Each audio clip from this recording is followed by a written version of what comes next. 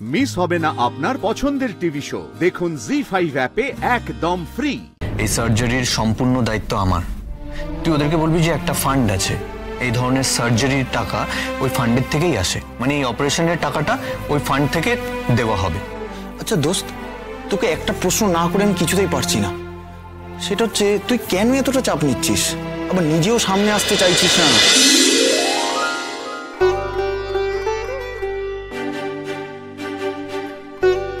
মিষ্টি, আশা আছে? হ্যাঁ, তাহলে আশা আছে। ভাগ্যিস আমরা ডক্টর তসিফের কাছে গেছিলাম, হ্যাঁ, নাহলে তো এখানে সব ডাক্তার মুখের উপর দরজাই বন্ধ করে দিয়েছিল আমাদের। হ্যাঁ, তা ঠিক। আর উনি তোমাকে খুব ভালো করে পরীক্ষাও করলেন। টেস্টগুলো যত তাড়াতাড়ি সম্ভব করে নিতে বলেছেন। কিন্তু আমি ভাবছি অন্য কথা।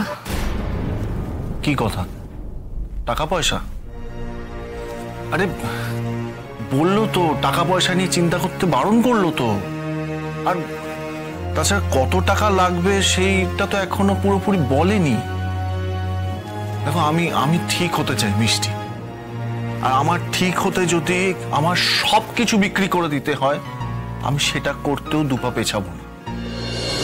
আমি যদি একবার ঠিক হয়ে যাই মিষ্টি, আমি আবার সবটা আয় করে ফিরিয়ে আনতে পারবো। আচ্ছা আচ্ছা মিষ্টি, যদি অনেক বেশি টাকা লাগে তাহলে তুমি তোমার গয়নাগুলো দেবে তো? মানে মায়ের যা সম্বল আছে সেগুলো মা দেবে তো? মা বা আমি কেন? আমি জানি রাই যদি তোমার অপারেশনের কথা জানতে পারে, ও যেখান থেকে হোক যেভাবে হোক টাকা জোগাড় করবে। তোমার ট্রিটমেন্টে কোনো অবহেলাও হতে দেবে না। বারবার রায়ের কথা কেন বলছো বলো তো? হ্যাঁ, রায়কে বলতে বারণ করেছি তো। আমি তো কথা দিয়েছি অনির্বাণকে যে রায়কে কিছু বলবে না। তুমি কি চাও? হ্যাঁ, আমি মিথ্যেবাদী হয়ে যাই? বিক্রম, তুমি এত উত্তেজিত হয়েও না। আমি শুধু বারবার ভাবছি যে এত বড় একটা জিনিস রায়কে পুরো লুকিয়ে করার পরে যখন ও জানতে পারবে, ওর কতটা খারাপ লাগবে বলো? খারাপ লাগবে মানে? কেন খারাপ লাগবে? কেন ও চায় না আমি উঠে দাঁড়াই? মানে আমার ভালো হোক সেটা ও চায় না? কি বলছো তুমি? ও কেন চাইবে না? শুধু অনির্বাণ এখানে জড়িয়ে আছে জানলে যদি কোনোভাবে কি? আরে আরে অনির্বাণ তোকে ডিস্টার্ব করছে না বা ফোনও করছে না, কোনো রকম ভাবেই তোকে ডিস্টার্ব করছে না। অ্যাটলিস্ট এই মুহূর্তে তো কিছুই করছে না।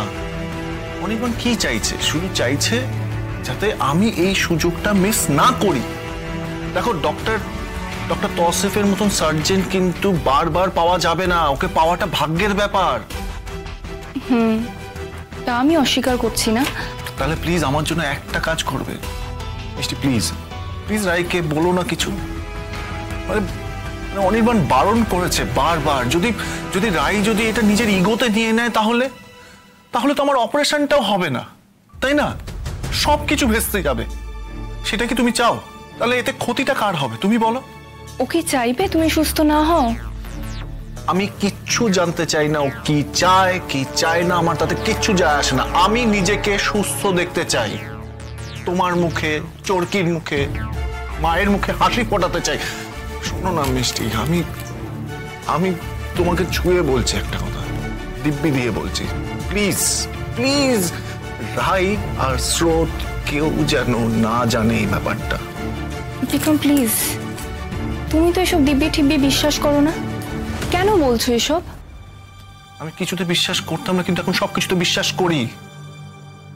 আমি এখন সবকিছুতে বিশ্বাস করি মিষ্টি। আমাকে যদি কেউ বলে না যে ঘন্টা বাজালে আমি ঠিক হয়ে যাবো, আমি তাতেও বিশ্বাস করব। অসহায়তা থেকে বড় সত্যি আর কিছু হয় না। সেটা আমার চেয়ে ভালো আর কেউ বুঝবে না। এখানকার সব ডাক্তারই তো ফিরিয়ে দিয়েছিল, তবে তোর হাত যশের কথা আমি জানি, তাই ওদেরকে নিরাশ করিসনি আশা করি। তা করিনি, বরং ওদেরকে আশাই দিয়েছি। আশা আছে তাহলে? দেখ, আমাদের পেশায় হাল ছেড়ে দেওয়াটা কিন্তু কোনো কাজের কথা নয়।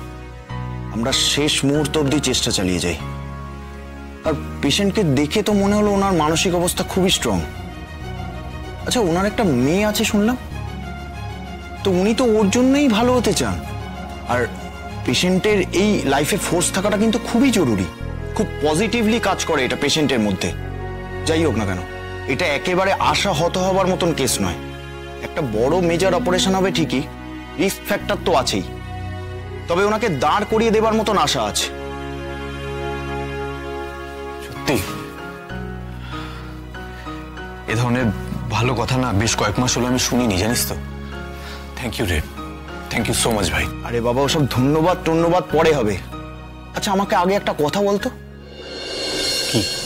আচ্ছা, এদের আর্থিক অবস্থা কেমন? আমার তো দেখে মনে হলো তেমন কিছু না, মানে ওই লোয়ার মিডল ক্লাস। সেরকমই। ওদের বাবা মারা যাওয়ার পর গোটা সংসারের দায়িত্ব ওই একাই সামলাতে পারতো।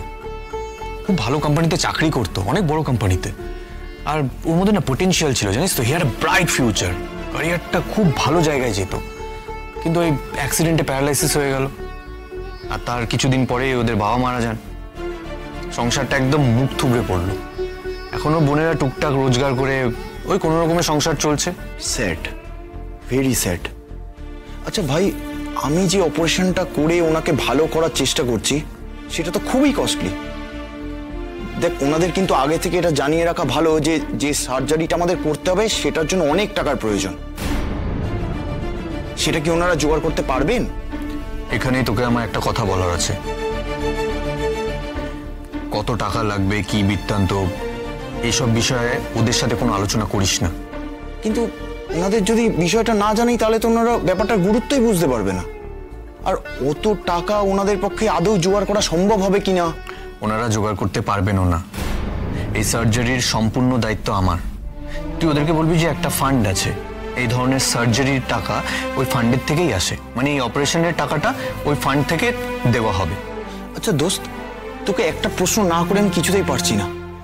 সেটা হচ্ছে, তুই কেন এতটা চাপ নিচ্ছিস? আবার নিজেও সামনে আসতে চাইছিস না। কেসটা কি বলতো? মানে এই ফ্যামিলিটার সাথে তো সম্পর্কটা কি? অনেক গভীর সম্পর্ক। ধরে নে আমি প্রায়শ্চিত্ত করছি। বিক্রম মুখার্জি আমার স্ত্রী রায়পূর্ণা মুখার্জির দাদা। আমি ঠিক হয়ে যাবো বলো? হ্যাঁ, আমি আবার দাঁড়াতে পারবো, হাঁটতে পারবো, দৌড়তে পারবো, ও আবার কাজ করব, চরকিকে কোলে নিয়ে আদর করতে পারবো। আমি ঠিক হয়ে যাবো। কি তোমার কি মনে হলো বলো? বিক্রম, তুমি আগে থেকেই এত আশা করো না। পরে যদি এগুলো না হয় তখন তো তুমিই কষ্ট পাবে, বলো। কি হলো হঠাৎ তুমি মানে এরকম বলছো কেন? মানে ডাক্তারের কথায় কি তোমার কি অন্য কিছু মনে হলো? না না, আমি তা বলছি না। হয়তো উনি পারবেন তোমাকে সুস্থ করে তুলতে। আমি শুধু বলছি যে আমি আর এখন বেশি কিছু নিয়ে আশা করতে ভয় পাই। আসলে এই সংসার থেকে আমি যাই আশা করেছি বেশিরভাগটাই আশাভঙ্গ হয়েছে, পূরণ হয়েছে খুবই কম। তাই এখন আর খুব বেশি আশা আমি করি না। জি5 ডাউনলোড করুন আর সব এপিসোড দেখুন একদম ফ্রি।